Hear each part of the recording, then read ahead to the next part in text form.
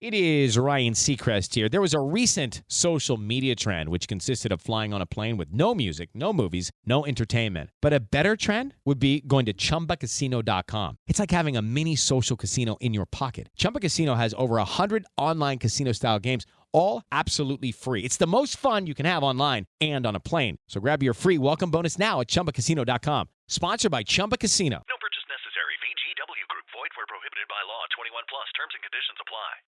Need to book a flight without breaking the bank? Low Cost Air is your discount supermarket for all airline tickets. Whether you're flying American, Delta, United, Specialized International Carriers, or any other airline, they've got you covered at prices that will make your wallet happy. And here's the best part. They guarantee you'll speak to a real human being within 60 seconds. No frustrating automated systems or endless holds.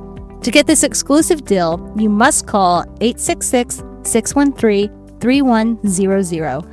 I'll repeat that for you, 866-613-3100. One more time so you can grab your phone, 866-613-3100. Now, give it a call, start saving on your next flight. Tax season's here, and the Tax Doctor's team of experts can work directly with the IRS so you keep more of your hard-earned money. They know the tax laws inside and out, and they will fight aggressively to save your cash. If you owe the IRS a substantial amount and you want to protect your finances, call right now for a free consultation to learn how they can put money back in your pocket. To get this expert tax relief help, you have to call 877-208-9550. Let me repeat that. 877-208-9550. I'll give you that number one more time. You have to call this number, 877-208-9550. Don't let the IRS take what's yours. Make the call today.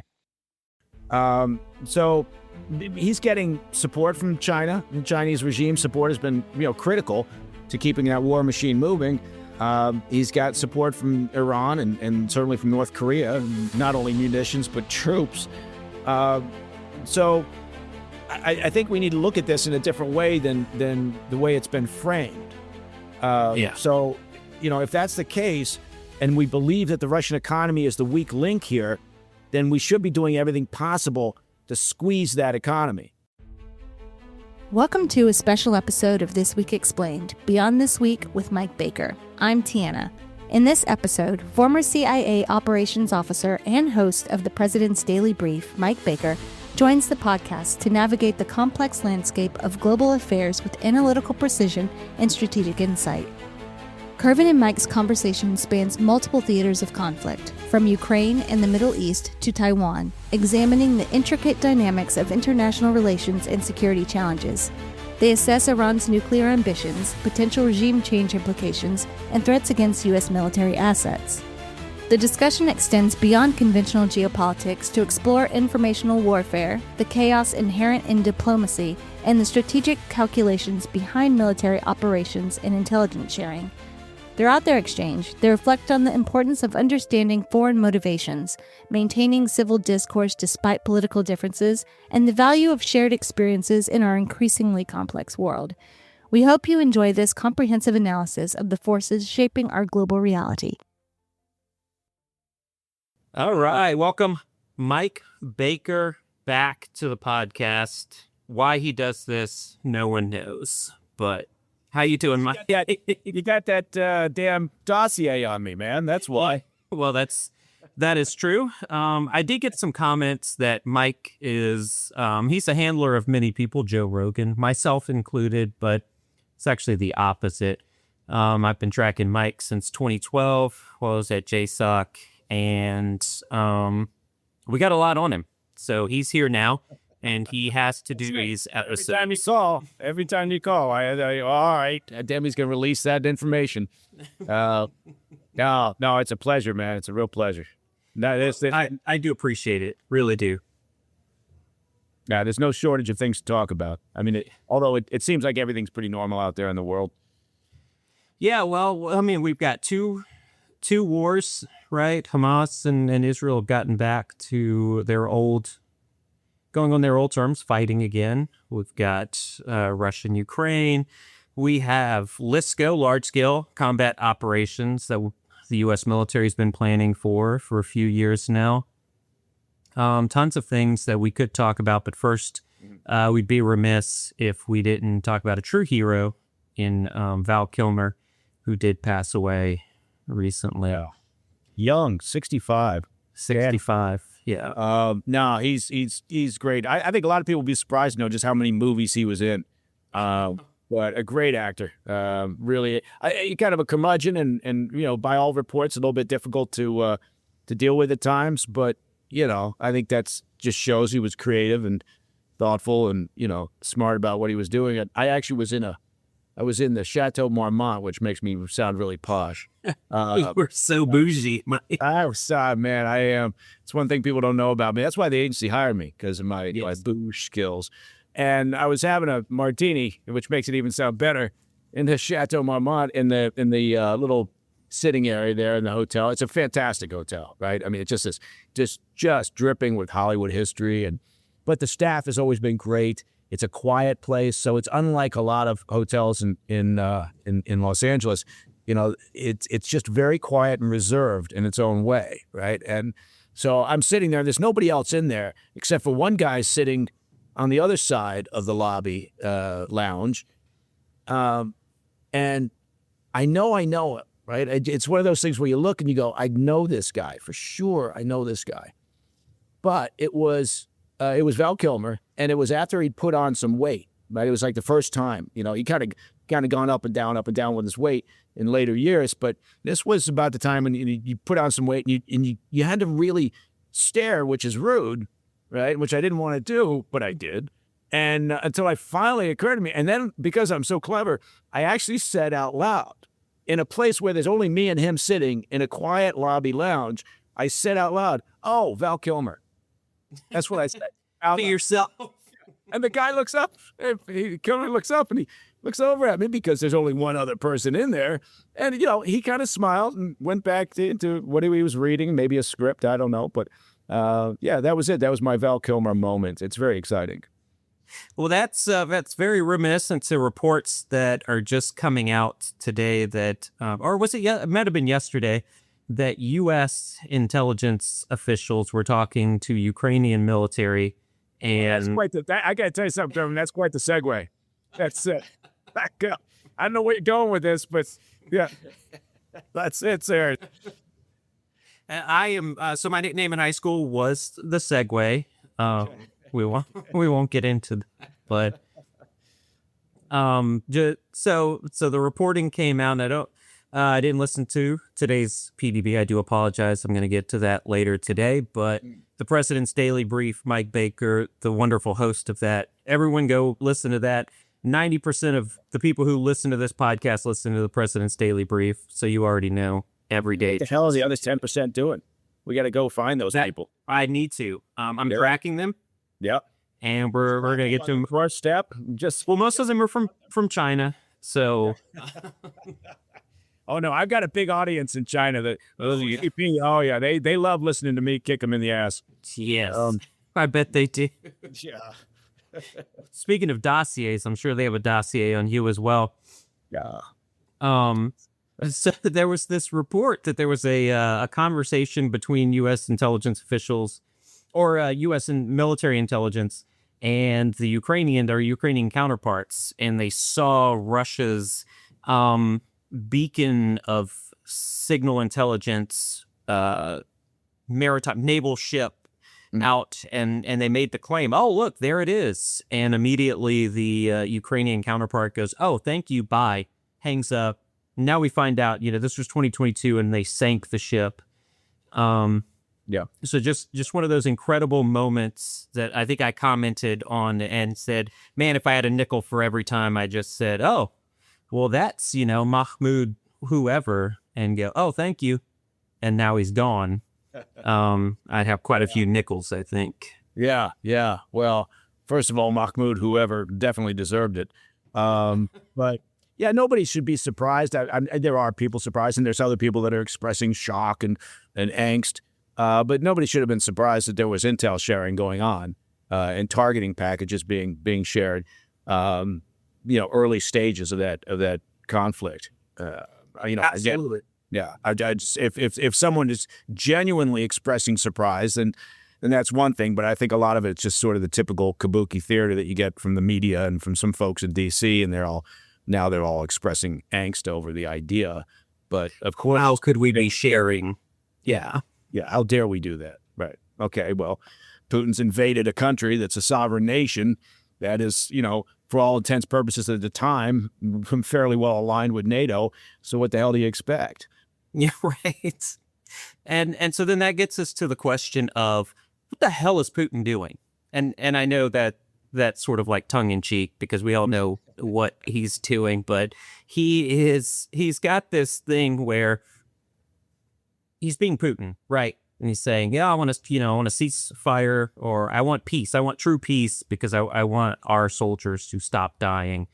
And then he conscripts hundreds of thousands of new Russians over the next few years, and just continues, firing pot shots at Ukraine. And so Putin's not interested in peace. He doesn't give a rat's ass about the lives of the soldiers that are, being thrown out in front of the cannons on the battlefield. That's not his game plan, right? He's been pretty clear about that. It's been interesting that for a period of time, whether they believed it or not, I don't know, but they certainly acted as if they believed it. Maybe that was a negotiating tactic, but the White House, acting as if Putin wants peace and, he's going to come to the negotiating table if we could just get the Ukrainians on board, right? So there was a strange narrative for a short while in the recent past where people, because of what was coming out of the White House, again, could have been a tactical plan on their part, to do that. But there was people out there genuinely thinking, well, Zelensky's the problem here. Yeah, he's just a roadblock to peace, because if he would agree, then Putin, of course, would want to sit down and negotiate. What are we talking about? Right? I mean, what nonsense. So now it's starting to come out, and it looks like President Trump is rightly so getting pissed off. But, they should have anticipated this to begin with, right? Putin is making incremental advances on the battlefield. He believes he's in the driver's seat. He's watching the U.S. slowly back away from Ukraine. And so then you have to ask yourself, well, why would he be so desperate to come to the negotiating table? And as you pointed out, he's just put out an order to conscript 160,000 more troops, right? Not typically something you do if you're anticipating, a ceasefire and a peace settlement. So, and one of the Kremlin advisors just came out with, what I think is probably the clearest statement of Putin's intentions, which is, he was caught saying, well, look, while the U.S. is backing away from Ukraine and while we're winning on the battlefield, why would we stop now? So absolutely. Why would you stop when you could maybe get Kyiv without doing anything more? Yeah, you could. Yeah, if you just, if this thing were to drag on, look, and everybody agrees for the most part, Russia's economy is having serious issues, and yes, he's got a variety of problems in terms of manpower, although he's got a 3-to-1 manpower advantage on Ukraine. So he's getting support from China. The Chinese regime support has been critical to keeping that war machine moving. He's got support from Iran and certainly from North Korea, not only munitions, but troops. So I think we need to look at this in a different way than the way it's been framed. So, if that's the case, and we believe that the Russian economy is the weak link here, then we should be doing everything possible to squeeze that economy, right? And that means we've got to figure out a way to actually shut off money going to Putin through his energy sector. And the tough part there is that the EU and the US are still buying Russian, oil and gas. It gets refined elsewhere, oftentimes from India, but we're buying it. So we might want to rethink that strategy. Yeah, I don't think a lot of people understand that a lot of gas, natural gas, oil, comes from Russia, and we're still buying it. The U.S. is still buying it. No matter how many sanctions we put, and that's a big joke on my podcast on, sanctions. Sanctions don't do anything unless you're actually going to hold people's feet to the fire. It's really not doing anything. We saw that. So what Trump very famously now told Zelensky he's not holding any cards, right? He doesn't have any of the cards. What cards does the U.S. have against Putin to say, you need to agree to this right now? Yeah. I mean, really, it's economic leverage is about the only thing that the U.S. has at this stage, unless they intend to, significantly upgun, the Ukrainian military, right? I mean, if it's so you've those are the options on the old decision tree, right?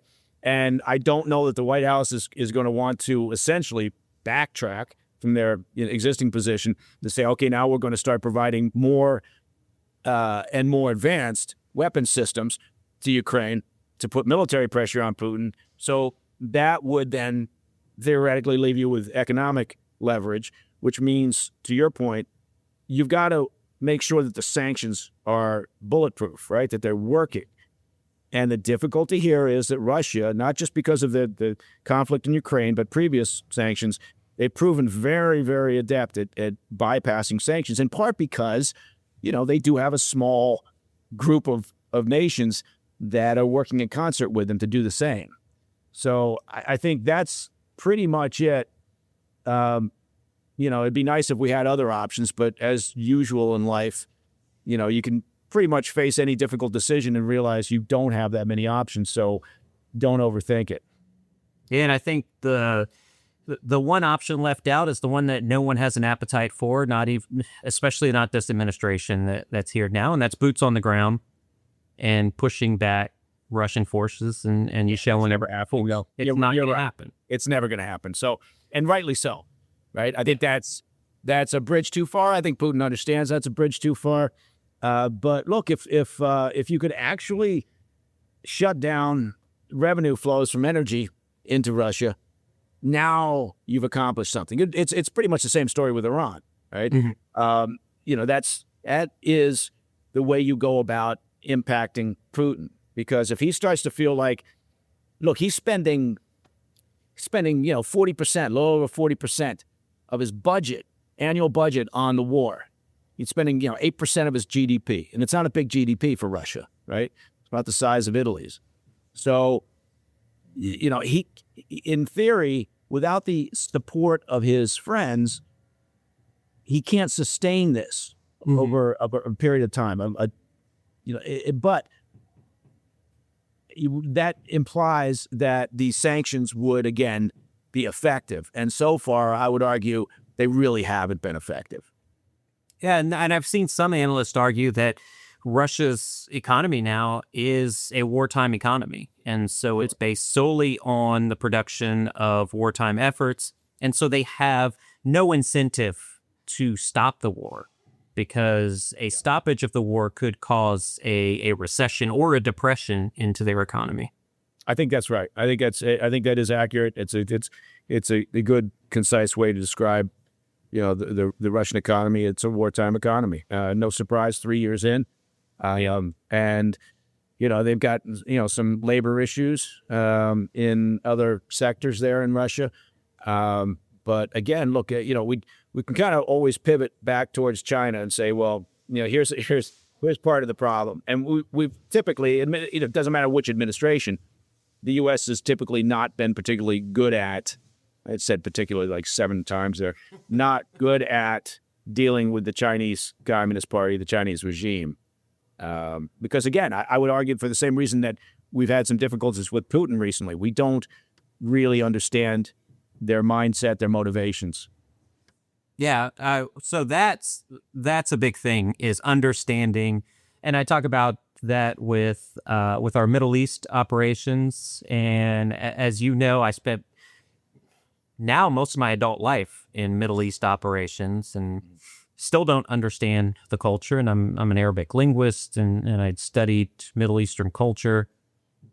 And I still, to this day, say the wrong thing that we're doing in the Middle East is trying to push Western ideals onto Middle Eastern culture.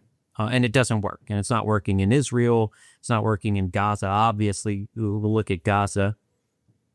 And so I guess that's the next segue, right? It is the Middle East. And you brought up Iran. And I did want to kind of trump you up there on the segue into Iran, because new information coming. Well, Iran is now threatening the United States directly, saying they are going to attack U.S. military assets within the Indo-Pacific. So Yeah. the difficult question is, what is Iran thinking? Yeah, I know. Well, look, they're very worried right now about the military buildup in Diego Garcia, which is a joint U.S.-UK base in the Indian Ocean. And it's been it's a jumping off point. It's a staging ground. It's a refueling center. It's a logistical supply spot. It's very important. It's been important in past regional conflicts. So they see us, loading up on military assets on Diego Garcia, including, B-2 stealth bombers.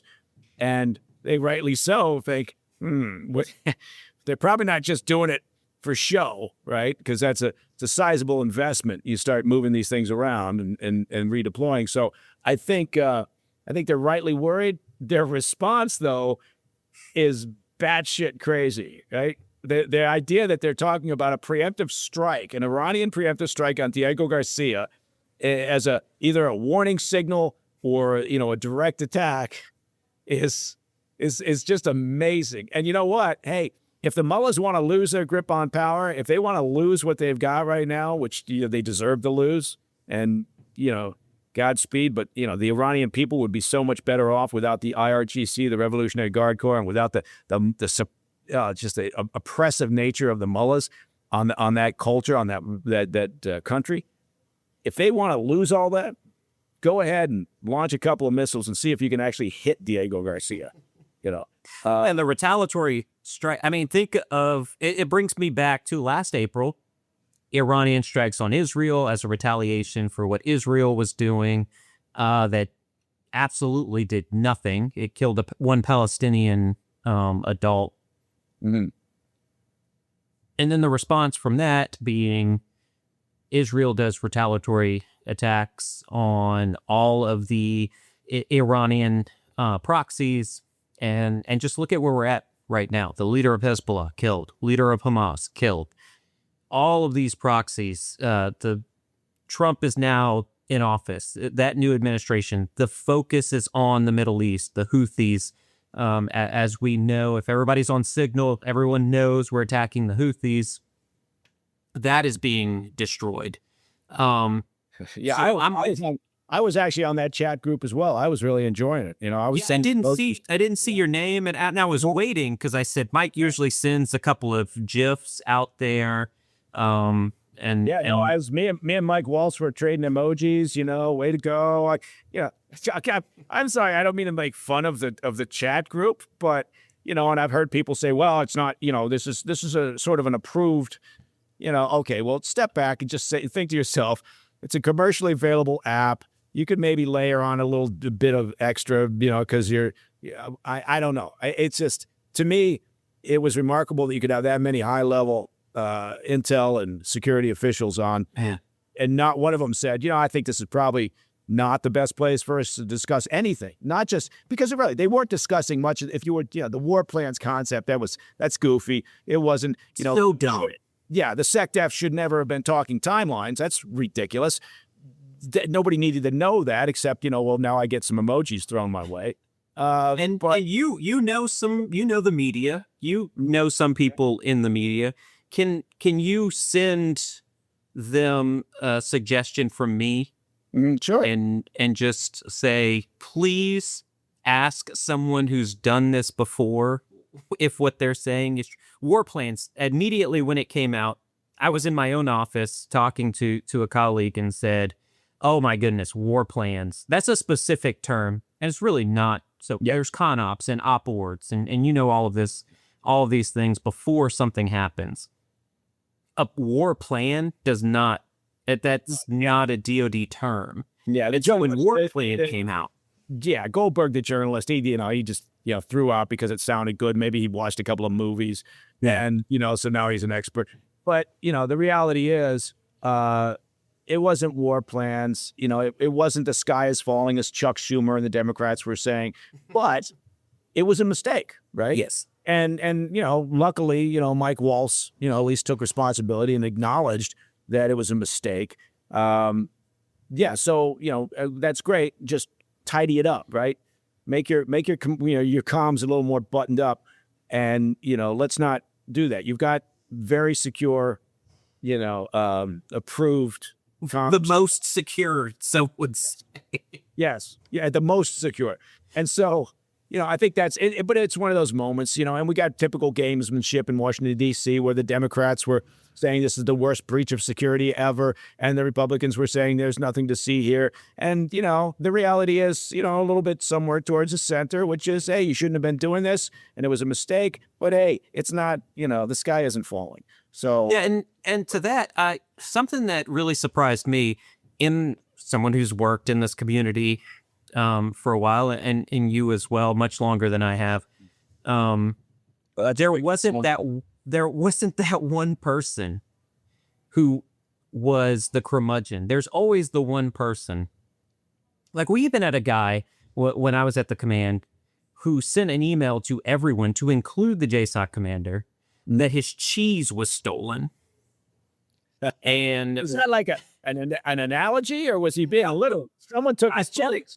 I thought it was his first. As an analyst, you try to analyze that, and I thought it was at first, but apparently he was leaving cheese in the fridge, and people were taking it for their sandwiches, and he got quite upset. And there were these people in there who will always call something out.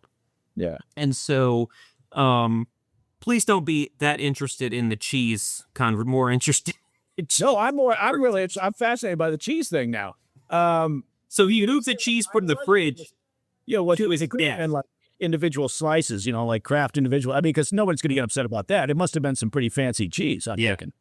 Absolutely, some Gouda. There was some smoked Gouda. God damn it! Someone touches my Gouda. There's going to be hell to pay. Yeah, there was actually a book called "Who Moved My Cheese." Oh wow! Yeah, it was a business. No, I don't know that book. Yeah, it was a business book. It was actually very, it was well known. Right now, people are Googling "Who Moved My Cheese" all over the country. Yeah, so anyway, somehow we disappeared down the chat group rabbit hole. But with Iran, I think it is fascinating. Their initial response, I think it's all bluster. If they were to launch a missile with this express purpose of just having it fall into the ocean because they want to send a signal, nobody's. I don't know that anybody's going to pay attention to that. But I don't think even the mullahs are stupid enough to actually engage in a direct attack on a U.S. military facility. I mean, they're making all sorts of noises about it because I think they don't really know what else to do or how to respond. But so do you have any insight on what Trump is doing here? Because he keeps saying he wants to talk to the Iranians about their nuclear program. And that's the one thing I say a lot of things about. I understand Trump because I was there for the 4 years. I was deployed all the time. I understood his first administration and what he was doing. There's some things happening now. And we're going to get into, maybe the Greenland talk if you want to, and then the China talk. But this Iranian discussion where Russia is saying, hey, we want to help out and mediate discussions with Iran about a nuclear program. And I'm very firm on this. Iran cannot have a nuclear weapon. I agree. I mean, I think that's, and there seems to be that, there's very few things that people agree on in Washington, D.C. anymore, but I think that's one of them. Is that there's red lines, right? We've seen red lines being ignored, and then there's actual red lines, and one of them would be the acquisition of or the completion of their weapons program in Iran. Putin offering to mediate, come up with an agreement is just laughable. the idea, and China, the Chinese Communist Party will do that every now and then. The Chinese regime will say, well, we'll mediate, we'll get involved, and they're trying to advance their position on the world stage. But I think with Iran, look, if we actually could maintain a maximum pressure campaign, and again, actually, make sure that the sanctions count for something, and we are able to almost zero out their revenues from their energy business, great. But look, China is now probably addicted to, buying, not only cheap Russian oil and gas, but cheap Iranian oil and gas. Mm-hmm. Right? So, they're going to work as hard as they can to assist their current pals. China's always very good at discarding, an ally at the point where it's no longer in their interest. So, who knows how long this relationship lasts, but for right now, it's keeping those two, meaning Russia and Iran, afloat. It's, again, I think there's reason to believe that there is a fair amount of discontent within the Iranian population. And it's not just with the middle class or the elite anymore. Like the mullahs always had, their base of support among the poor, right? And the folks in the countryside. And there's some, indication and some reporting that indicates that perhaps that, they're losing some of that support. And that's an important indicator, right? But, so what are you saying? Well, if you're saying that you can actually achieve something resembling stability and peace in the Middle East if you didn't have the Iranian regime out there with their stated objective of destroying Israel and with their network of terrorist proxies that they built with the same stated objective, and meddling and carrying out all sorts of instability in the region, okay, then maybe it's in our best interest to do whatever we can to support the people of Iran through maximum pressure and sanctions that could eventually cause an internal uprising, right? We're not going to overthrow the Iranian regime, but, what they need is they need the people to actually say enough is enough. So let's, not that this would ever happen, but the people rise up, overthrow the mullahs, and Iran is now a free-thinking society like they were, 60s, 50s, back before this regime took over. Right. What does that do to the Middle East? Because you've got infighting between the Shias and the Sunnis all across it. I mean, that's what has really, when we talk about Israel and the Arabs and all the fighting there, that unifies them. If Iran collapses, if the regime collapses, that then, separates them. What are the second and third order effects of that?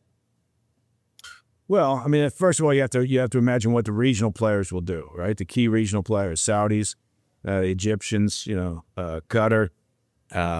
Even though Qatar has always been adept at playing both sides of the fence, I think they're at Jordan. There's a number of regional actors out there that would be perfectly happy to see the Iranian regime go away, right? And so, that's an important element of this. Can Hamas, Hezbollah, Houthis, can they survive without money and assistance and funding and intel sharing and, weapons from the Iranian regime? No, not really. Not really. I think the Lebanese government is actually probably at this point in time thinking to themselves, this is really an opportunity for us, right? And the Lebanese military, because Hezbollah has been such an important and strong player in Lebanon, which means Iran has been an important and strong player in Lebanon. So I think, there's a moment here, that people in Gaza are protesting against Hamas, right? And there's, credible reporting of Hamas, going after people who are protesting the organization's control in Gaza and what they've done to that place and what they've done to the 2.3 million residents of Gaza. If you want to blame somebody, sure, obviously the easy thing to do is say, well, look at what Israel's doing. Yeah. But, Israel's responding ultimately to an act of war that Hamas and Iran did and created this conflict that nobody else was asking for at the time. So I think, you've got the residents of Gaza actually showing some real backbone by going out and protesting against Hamas. Hamas is responding by, kidnapping and disappearing and killing protesters. I don't think we're going to see any campus protests in the U.S. against Hamas and, their suppression of the Palestinian people. That'd be a real surprise. We get, protests on Juan Diaz campus, saying It would absolutely be a surprise. guided mind. Yeah. So anyway, I think it's, there's a moment here, I think, right? I mean, we're because there's been so much happening, right? And because Israel's been so effective in targeting Hezbollah and Hamas, and there's indications that the U.S. Strikes against the Houthis have done significant damage and have, significantly depleted their munitions. And so, where does that go?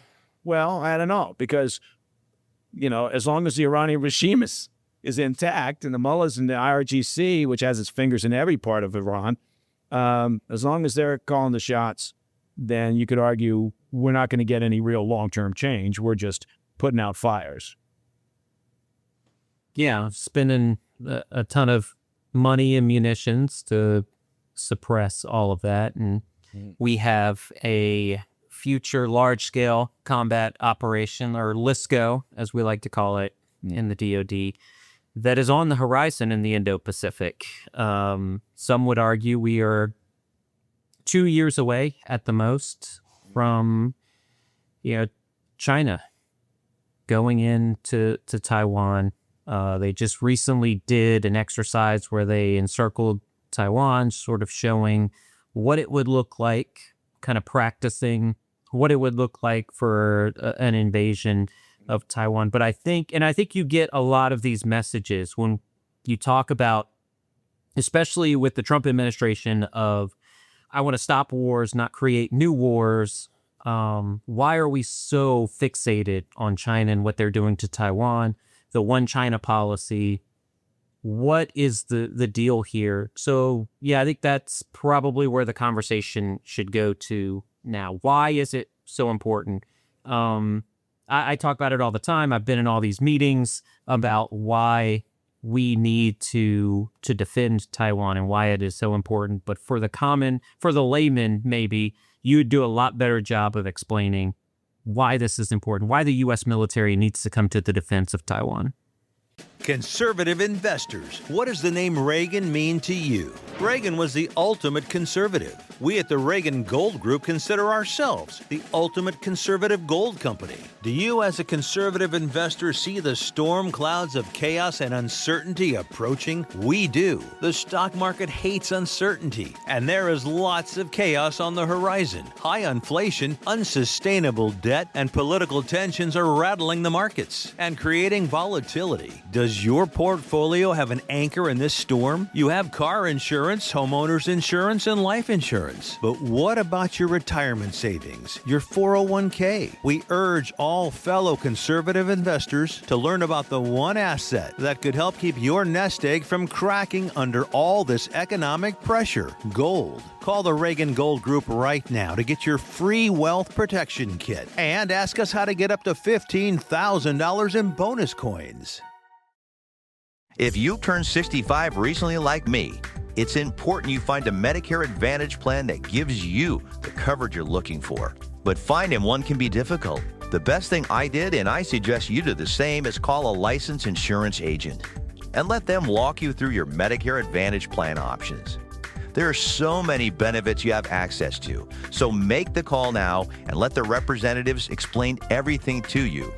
Our licensed insurance agents can offer you a variety of Medicare Advantage plans. Plus, the call is free, the information is free, and there's no obligation to enroll. We're here to make it easy for you to select a Medicare Advantage plan that may work for your needs. Finding a Medicare Advantage plan can be easy if you do what I did. Make a quick call right now to learn more. Thank you. Call 877-476-1681. That's 877-476-1681. Call now. Step into the world of power, loyalty, and luck. I'm gonna make him an offer he can't refuse. With family, cannolis, and spins mean everything. Now, you wanna get mixed up in the family business. Introducing The Godfather at ChumbaCasino.com. Test your luck in the shadowy world of The Godfather slot. Someday, I will call upon you to do a service for me. Play The Godfather now at ChumbaCasino.com. Welcome to the family. No purchase necessary. VGW Group. Void where prohibited by law. 21 plus. Terms and conditions apply. Yeah, I mean, I don't think I'd do a better job, frankly, but I think it's interesting because Taiwan's a very heavily fortified, defended island, right? And it's not an easy lift when you talk about, an invasion of a place like Taiwan, even for China, which is sitting right across the strait and certainly has a lot of resources. The Chinese military hasn't been in combat, for a very long time, right? So there is an unknown there as to how they would actually perform, but they've certainly been engaged in an awful lot of military drills, air and sea and ground assets, all involved in drills around the island of Taiwan. And they've been ramping those up. But ultimately, at the end of the day, you have to ask yourself, okay, well, again, there's not that many options, right? Are we talking about a blockade and sort of a soft invasion where they basically just put a stranglehold on Taiwan? And, they've demonstrated their ability to do that, through their resources. Certainly on the seas, they've got more ships than we do. Our technology's better. But they've been building ships at a much, much faster rate than the U.S., or certainly the EU. So I think, or are we talking about a hard, kinetic war and they actually do a Normandy-style invasion? Well, we've seen some evidence that they've been at least tinkering with the idea. They've developed these barges that essentially, are similar to, but much more advanced to what was used in Normandy. And so, that would lead you to believe that they're doing that because they're intending on an actual invasion and they got to move a lot of gear. And so, but I think, the Chinese party, the Communist Party, yes, Xi Jinping, this is part of his legacy, and the Communist Party, they firmly believe that Taiwan, should be part and parcel of the mainland. They certainly also don't like chaos. They don't fear, but they don't want chaos, right? And so there's an element there of what are we going to get if we do this? What's going to happen? And so that leads you then to your response about the military, the U.S. military. And you have to ask yourself at that point, do we think that the U.S. military would put boots on the ground? What would our support look like?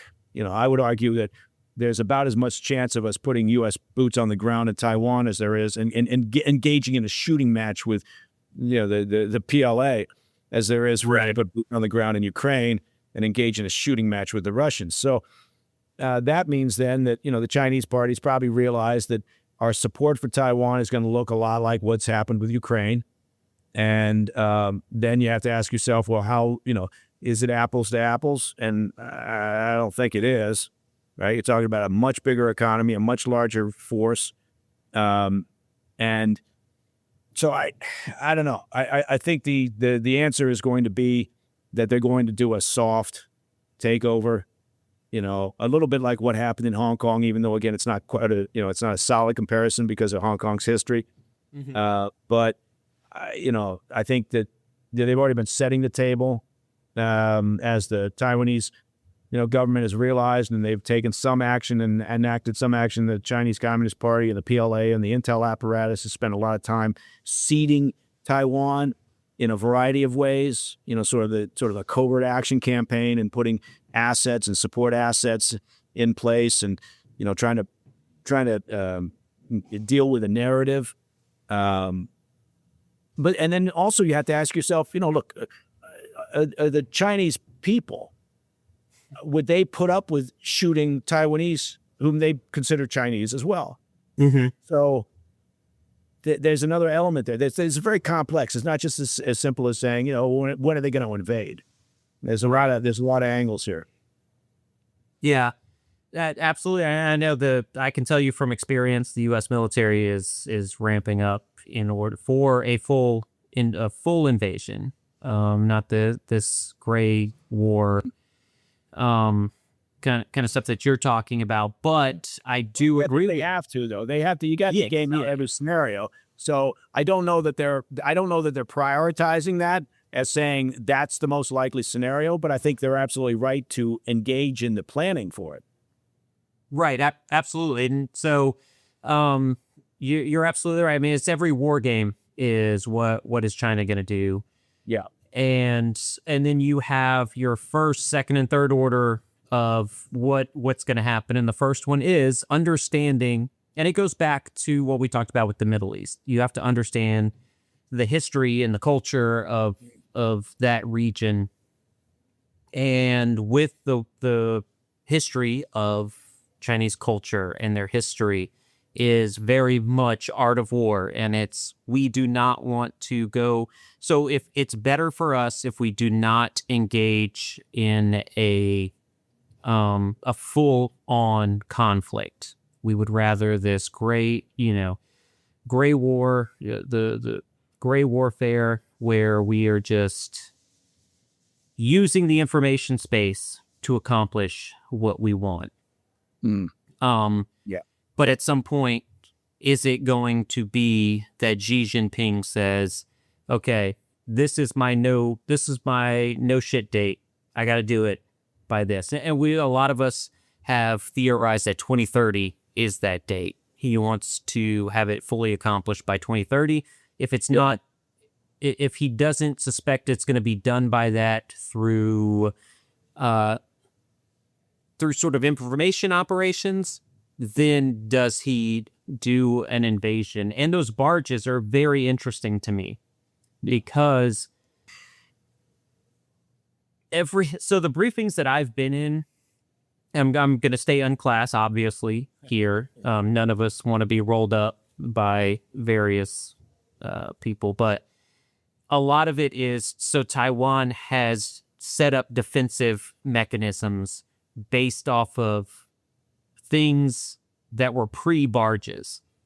So now we have these roll-on, roll-off barges that could get military equipment. And they're the Xi Jinping, China, the CCP would say, no, these are just civilian things that we do because we want to go into ports or certain things like that.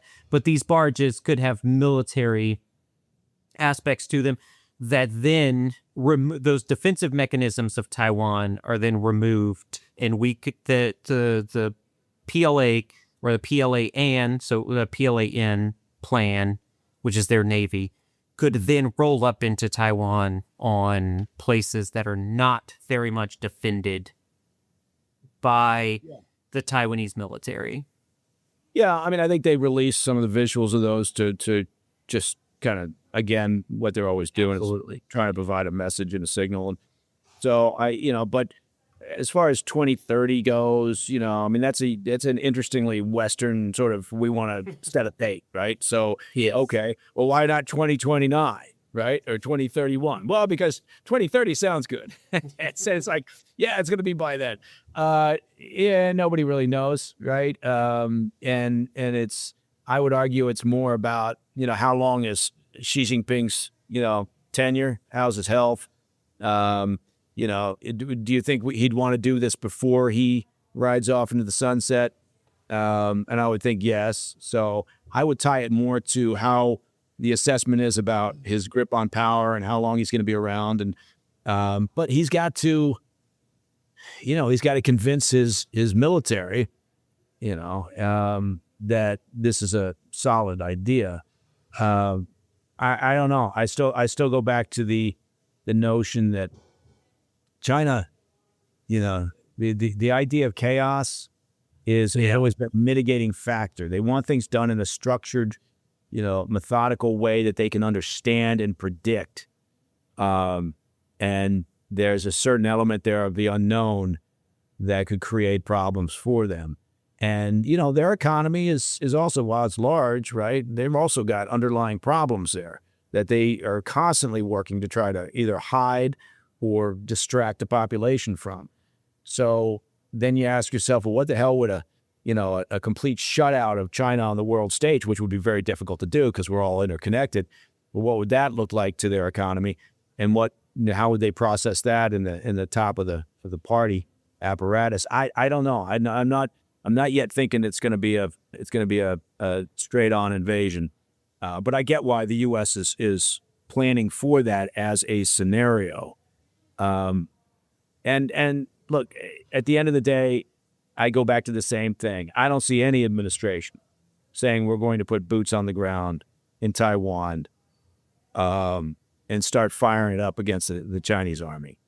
Right? Yeah, absolutely not. I mean, all the contingency plans are the outer islands, utilizing all the allies. And this is another joke we kind of use on the podcast, is that, allies, the United States, do we even have allies anymore? And it's like, yeah, we do. Yeah, we do. Yeah, exactly. Yeah, we actually do have allies. It's a bizarre, not to disappear down a rabbit hole, but it's that bizarre effort by the left, the Democrats, the hard left. I know a lot of moderate and reasonable Democrats, but on the hard edges of that party, one of their memos apparently that went out recently was, okay, just start talking about how people shouldn't visit America. Don't visit the U.S. It's a dangerous time to visit the U.S. You don't want to put up, who knows what could happen to you if you come over here from Austria or Germany or Argentina. You might get wrapped up and sent to El Salvador. I mean, this is how insane sometimes they can be. But they think, okay, let's try this as a narrative. And they're just throwing crap at the wall and seeing what sticks. But anyway, I didn't mean to disappear down that little rabbit hole. No, I mean, I think that's something good to talk about, because that narrative of, if you're a German or Canadian or French or whatever, you go to the United States, you could get rolled up and sent to El Salvador. Yeah. And it's just like, again, those aren't the countries to be talking about, first of all. Yes, you're kidding. Yeah, I guess, and then there's just a disconnect, right? If what you want to be is a sovereign nation, then you better have borders that you can control. Right. And every other nation does it. And, yet there's some on the left that feel like we're being oppressive if we say we want good border security. And I think they completely missed the boat. That's one of the reasons why they lost in November, is because they just get their head around that concept. And we could have a better immigration system, I suppose, over the but we've never been able to, get any compromises or agreements from the parties on that. But first steps first, you got to secure the border and make sure you know who's coming in. That's just standard practice by every country out there, right? And I don't know why the left finds that so difficult to grasp, but they are. And to the point now where they're saying, well, no, you have to send all those people that you sent to El Salvador, you have to bring them back. Yeah, let's do that because you violated their rights.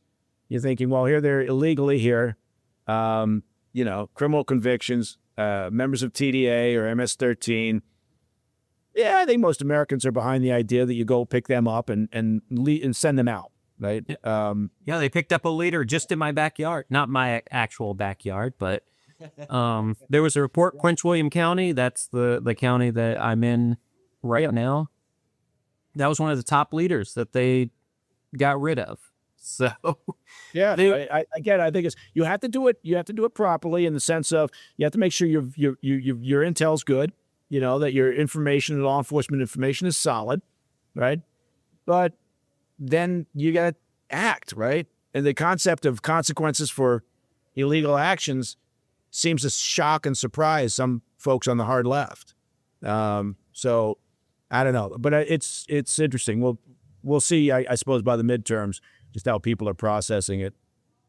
Yeah, we all know how midterms kind of happen, right? So whoever's in office, the midterms, the other political, as far as the U.S. is concerned, the other political party gets gains in that. And I think some people may be listening and going, China, now you're talking about the border. What kind of segue is that? And it's a perfect segue. It's a because perfect segue. Yeah, exactly. Damn it. Yeah. That would be a fault on my. Who would be questioning that segue? Who would be? Who would be? Not our audience. No, it's probably that 10% that you said is not listening to the PDB. Yeah, I gotta find them. We have to track them down. Yeah. So anyway, it is. I guess, who was it? Winston Churchill. He gets credited with a lot of quotes, but I think it was him who said, "May you live in interesting times," and we certainly are living in interesting times. Well, Churchill was the same one that said, I'm not going to quote him exactly here. Just going to paraphrase a little bit, but he did say that I think society would be a lot better if that meteorite would just hit the earth and just waste away everybody. That was another Churchill. I think that was. No, that's not quite as inspiring as some of his other quotes, but okay, we could go with that one. I'm gonna do sort of a Jamie thing from Joe Rogan, just so that I know what he said. Now I'm not as good, so I can't get it up. Yeah, but he did say, would we be a lot better?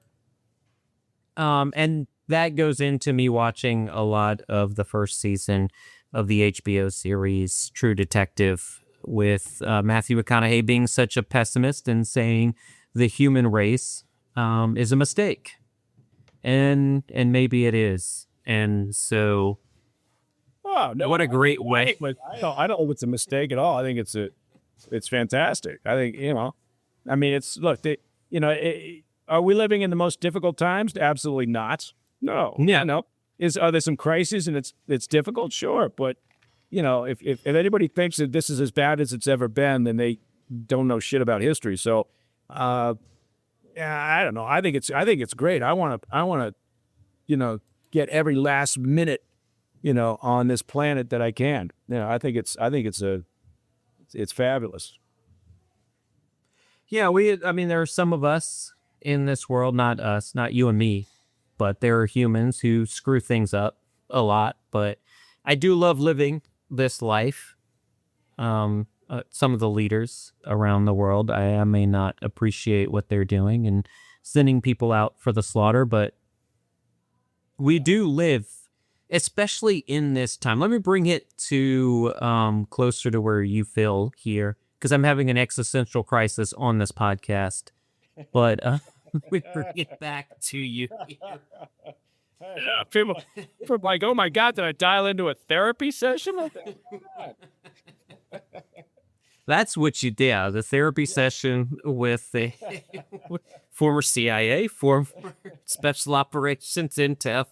Yeah. Someone tells me we would not make good therapists. Not at all. Yeah. I'd be sitting my day going, "Fuck it up, get out of here." Pull your boots up. Come on. Anyway. No, I think we live in one of the most fascinating times, but one of the best times to be alive. The access to information. Yeah. Access to, if Mike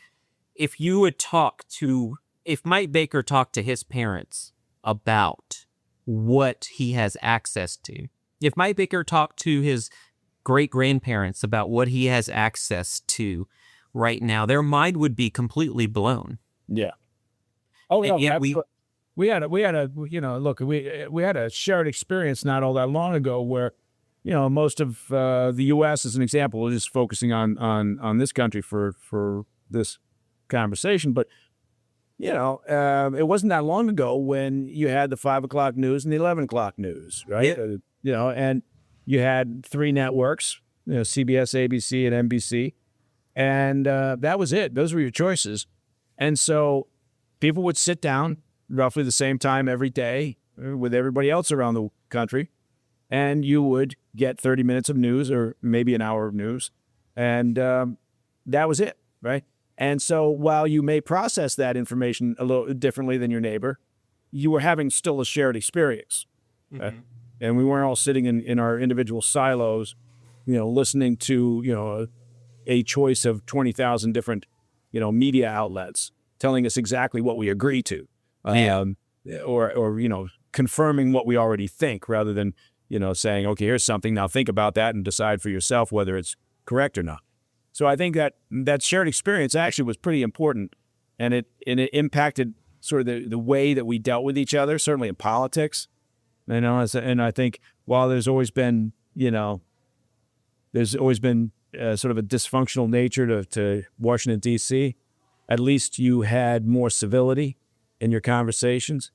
But so I think you're right. Our parents, grandparents, great-grandparents, certainly, they would be astounded. Look, think what if we had the internet and we had smartphones on D-Day.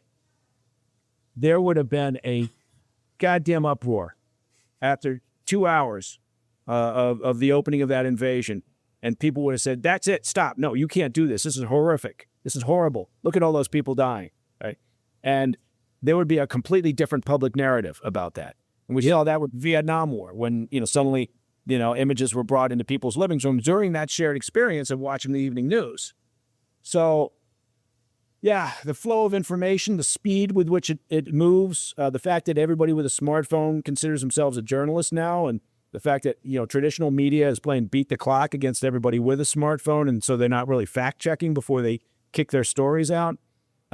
It's really been important in terms of the way that we are. Yeah, I think information warfare, we talk about drone warfare and all of these other different types of munitions that we're going to put into war, ballistic missiles, hypersonic, supersonic. I think information warfare is still the one of the top weapons that a nation can use in a wartime effort. And Russia's using it right now, obviously. We talk about Ukrainian elections. Hey, let's get an election going. Let's keep it going. Where Putin's thinking, if I can get elections in Ukraine and put a pro-Russian president in there, I'm going to have a lot more access to Ukraine than I did with Zelensky there. And so a lot of this. I think that's right. I mean, look, he's been pushing that talking point for quite a while, right? Yeah. And so it was disappointing to see, the U.S. government, kind of start kicking Zelensky in the ass. Look, whether you like him or not, right? He's the country that got invaded by Russia, and Putin's been playing his game and trying to sort of play the U.S. and the EU. And I think he feels like he's had some success doing that. But yeah, Putin would like nothing better, as he's stated repeatedly, than to have Zelensky moved out and have sort of look at Hungary as a good example. Viktor Orban, essentially you couldn't call him a strong ally, but he's certainly more favorably inclined to Moscow than other EU leaders by far. So I think that's where Putin's head is at.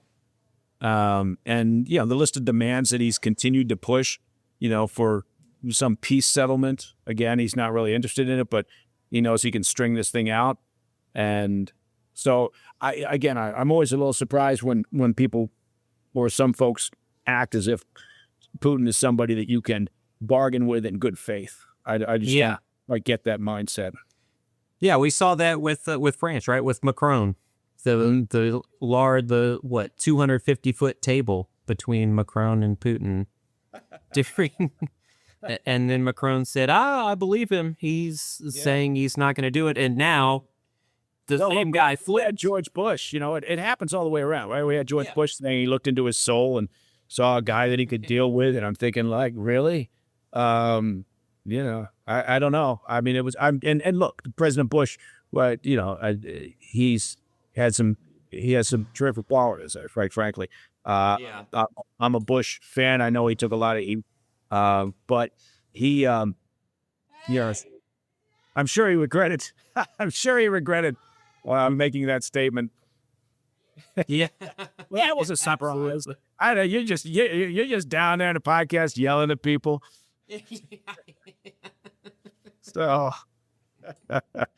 anyway, it's that's fantastic. We're getting a look behind the scenes here. Behind the scenes. So, anyway, yeah, and we haven't even touched on Greenland. I don't know that it's worth touching on.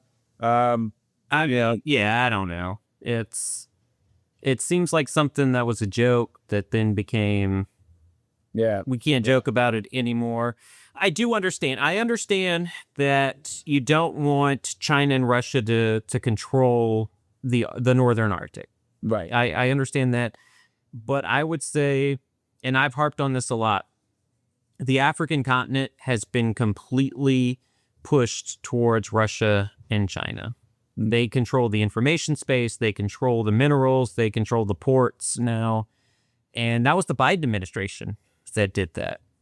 I would hope the Trump administration would have put more of an effort onto the African continent to put back more resources from the U.S. military, because it is now being inundated with various terrorist organizations. Yeah, I guess. I just think if going back and kind of just focusing just on the concept of Greenland, I think the approach, could be, look, we want to strengthen our defensive posture with you, so let's work with you to do that, right? Rather than suggest potentially a military invasion of Greenland, which I honestly, didn't have on my 2025 bingo card. But you're gonna have to get some new ones, Mike. Gonna have to get some new ones made. But yeah, print them out. Look, we should be absolutely concerned about about China's intentions, particularly in that area, and also their ability. They monopolize the refining of critical minerals at this point, and so we should be very concerned about all of that.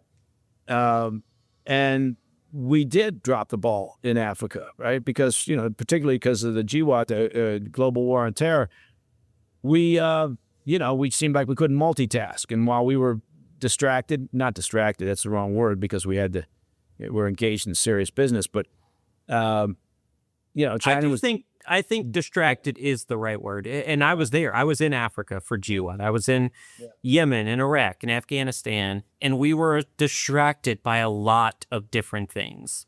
Yeah. And we didn't care about signing up minerals deals and, pushing for, potential port opportunities. And, so they had a bigger game that they were playing, a longer game that they were playing. And the same thing with South America. And, I think their Belt and Road Initiative is going to start unraveling here. And, so that's a good thing.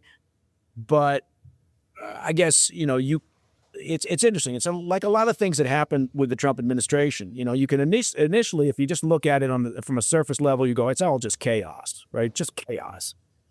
But then if you look underneath it and you say, okay, well, let's set aside the odd nature of talking about taking over Greenland, but let's look at the underlying factors, which are the issue of security in that region, controlling shipping, controlling mineral rights, all those things. Then you see that there is something serious there, right? Mm-hmm. And then it becomes a matter of, okay, well, maybe the approach could be more elegant, or the approach could be a little bit different in a fashion. But oftentimes, it's like when Trump threw out the Gaza Riviera thing, right? You look at that and you go, okay, well, first of all, we're not going to move 2.3 million Palestinians out of Gaza because nobody in that region is going to take them, right? So, the Egyptians have made that clear over the years. Yeah. And the Jordanians already have a very sizable Palestinian community in their country, most of whom are now citizens. But from a security perspective, they're not taking, 1 million or however many of the 2.3 million. So that's a non-starter. But by throwing that out there and sort of the chaos and the speed of the Trump administration, what did you get? Well, you got the Arab nations, for a change, thinking to themselves, okay, we got to come up with a proposal here. We got to do something. So all of a sudden they were having a summit, and they're still having discussions in Riyadh. They come up with a proposal. Now it's not perfect, but at least you're getting them thinking outside the box, because they've used this Palestinian issue to their advantage for decades, right? Mm-hmm. And now they're thinking, look, maybe we got to look at it differently. So I guess what I'm saying is sometimes you look at the Trump administration, you can say that's a lot of chaos. But if you can set aside partisan politics and just think, okay, what's the reason behind it? Is there something else back there, right? And is there something that happens as a result of the initial chaos that creates opportunity, right?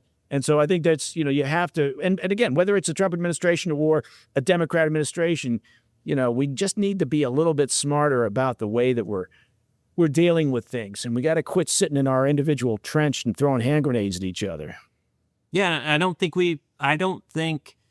the majority of people, to include the media, learned any lessons from the first Trump administration. No. And I do want to give you your props. I forgot who the guest was, but you guys came up with Trumperboly, which is something that now I am using every time I can, which is just Trump hyperbole. He says something, and it's exactly what you explained. It is, he's saying something in public. Why is that? Well, he wants to have a second-order effect to that. And what was that second-order effect? It's all about. I think the mistake sometimes that people can make, whether Democrats or Republicans, is taking Trump's words at face value, as if he's talking literally. And he's a tri-state property developer at heart, right? And he's used to punching people in the nose and getting punched in the nose. And he's used to just throwing things out there at the negotiating table. You have to look, it's like with Putin or any other world leader. You have to look at what created that person, right? What their background is, how that kind of set their thinking and how they look at the world and motivations and plans and agendas, and then do that. But I think sometimes people listen to Trump and go, no, that's what he said. That's what he means. Right. Probably not. He probably doesn't even remember he said that 5 minutes later. That's absolutely correct. With everything. But it is, so it goes back to, you've got to stop seeing this as diplomacy and seeing it as a real estate mogul or, that tri-state area business mogul. Yeah, I think that's where we are with Greenland. He approaches things from a business perspective, which sometimes doesn't translate well in the world of diplomatic speak, right? Which then upsets everyone at the UN or upsets diplomats at the State Department or whatever, because, nobody's used to hearing that. It's like with the Doge thing, right? I mean, again, you can argue with the approach, and I think they're starting to refine that. They talk now about, okay, maybe we need a scalpel instead of a sledgehammer. But look, every administration for decades has talked about cutting bloat and waste out of government. And most Americans can get behind that, I think. They can just argue with the methodology, right? So, yeah, I don't know. We'll see. I talk as if, somehow we're all going to, maybe get on the same sheet of music. I know that's not going to happen, but always if we should start a campaign, man. We should start a campaign to bring a little more civility to discussions. Well, I think I did tell you that I was going to try to do that, and I've decided not to go into that realm. So for my own personal risk. But look, in all honesty, and then I know you're mindful of time, but like within my own family, right? We've got polar opposites on political spectrum, right? So I've got, great. My brothers are fantastic. I love my brothers to death. They are just the best, but they have decidedly different political views, right? I got somebody on the hard left, on the progressive side, and his family is, his kids, they're in that camp, and another brother who's, he's more of a moderate, but his family, his kids, they're very on the hard left progressive side. And I've got a brother who's wonderful as well, who's on the hard right side, right?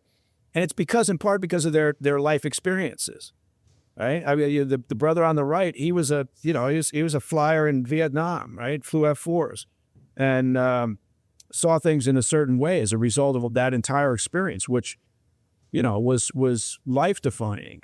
And so, but they, recently, they've all just been chucking hand grenades at each other to the point where, they're not talking or they've stopped. And I'm thinking to myself, chill the fuck out, everybody, right? Because, it's not going to be too long before we're going to be somebody's funeral saying, wow, God damn it, I wish we had, just chilled out and talked more. And, why are we like that, Mike? Yeah, I don't know. I mean, I don't mean to get personal. I'm just like, I'm just saying it's not worth it. People say, well, I'm not going to talk to my uncle anymore because he comes over and he's a MAGA, or, well, I'm not going to talk to my niece because she's real progressive. I'm thinking, what's wrong with you? Yeah. Set that aside and I mean, nothing is worth busting up family relations or friendships. Life on this planet's too goddamn short. Yeah. Take it from Churchill with his meteor. That's right. Take it from Churchill. That man and his meteor. Yeah. Anyway. Well, that's a great one. I'm gonna have to wrap this up, Kervin. I'm just sorry that we didn't get video on this time around. If people were watching, they would see that my backdrop is the Eiffel Tower. How posh is that? Absolutely. Mike is known for being so bougie. We also didn't get into your charity with special operations in the UK. If you could send that to me so I could put it into the show notes, because I do want people. I will definitely do that. I appreciate that very much. It's the Special Forces Club Benevolent Fund. And, if people wanted to go to a link, not that I'm going to, take advantage of this opportunity, but I think I'm about to. HTTPS. www.sfcbf, that's Special Forces Club Benevolent Fund.org. It's pretty easy to get to, and you'll find that link will take you to the UK Special Forces Club. It's like Wounded Warriors in the US, although it's a small organization, but still doing incredibly important work for veterans and for members of the military and their families over there in the UK. And it's just, they really appreciate the support. It's not like in the US. In the US, you have a lot of advocate groups advocacy groups for veterans, and it's not quite that way in the UK. So that's sfcbf.org. And, if you give a price of a cup of coffee, that's a great thing. We get enough people doing that, and suddenly you're making a tremendous difference. But yeah, it was that trek, that 1,100 kilometer trek through Saudi and Jordan on camels. I got injured and then had to pull off, unfortunately, which was just leaving that group was more painful, I think, than tearing the muscles off my rib cage. But I understand that completely. Yeah, but wonderful people, wonderful organization, and they did an amazing thing. And if you want to listen to a smaller podcast, Joe, what's his? I don't know his last name, but you were on his podcast talking about it. Yeah, Joe was. Rogan was super, as he always is, super gracious. Yeah, and generous. Let me bang on about it for a while. But again, it's one of those things where you feel like you can make a difference, and you should, right? Again, I go back to that same thing. Life's too short.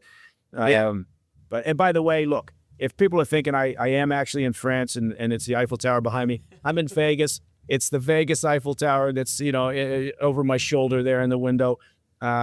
Still very posh. Almost just like the real thing. Anyway.